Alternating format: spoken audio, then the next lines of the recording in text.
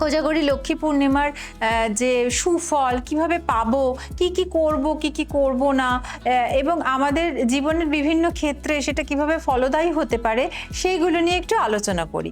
প্রথমত আমি বাস্তুকে একটু প্রাধান্য দিই।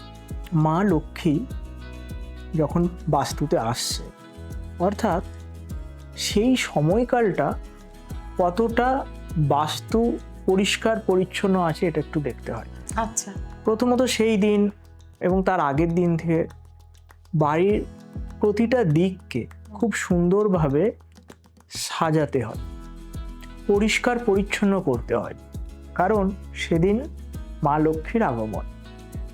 এবং মা লক্ষ্মী সে কিন্তু খুবই পরিষ্কার পরিচ্ছন্ন থাকলেই তবেই কিন্তু যে পুজো করছে সেই বাড়ির উপর কিন্তু তার যে আশীর্বাদ সেটা কিন্তু বর্ষিত হয়।